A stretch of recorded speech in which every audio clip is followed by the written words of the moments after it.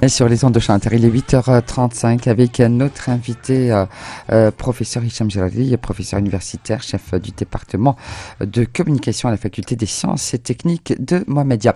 Alors, on parlait de cette communication événementielle et c'est vrai qu'on est dans le partage ce matin. Alors, la communication événementielle est un domaine dynamique qui implique une multitude, voilà, il faut y arriver, de compétences, de la gestion de projet à la créativité. Alors, quel, on va dire, aspect de cette discipline vous semble essentiel à transmettre aux étudiants ? Dans un premier temps, un aspect méthodologique. Très bien. Les étudiants, quand ils arrivent avec des acquis, on va dire à l'état brut, ils ont besoin de peaufiner ces atouts. Et de les travailler. De les travailler, justement. Par exemple, apprendre à faire un bilan, apprendre à planifier son quotidien, apprendre à prioriser des tâches, apprendre et à bien distinguer entre de bonnes sources d'information, des sources crédibles et des sources qui ne le sont pas.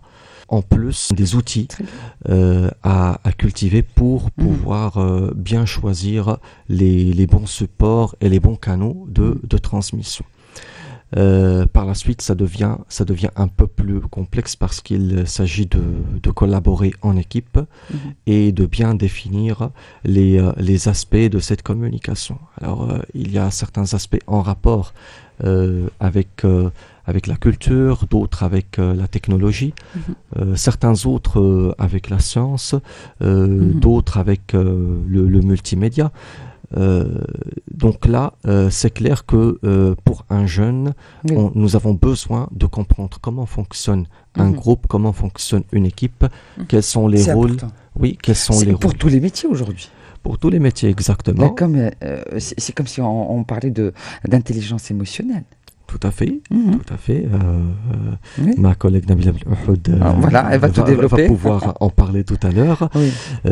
Mais effectivement, il y a un certain nombre de mécanismes que nous cherchons à activer chez nos apprenants. Oui, comme un outil de travail. Très bien. Aujourd'hui, quand on parle, par exemple, d'heuristique. On parle de circuits neuronaux qui s'activent et ces circuits justement nous permettent par exemple de dynamiser notre représentativité du monde.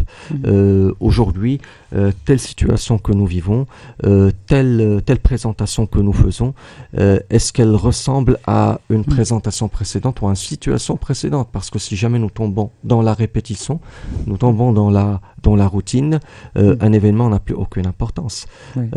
Donc l'originalité est importante, ça se travaille et il faut être capable d'activer un certain nombre de circuits neuronaux pour pouvoir développer sa créativité et intéresser les autres. Donc dans l'enjeu, il y a l'intérêt des autres et il y a aussi l'originalité avec laquelle nous allons traiter nos sujets, nos thématiques.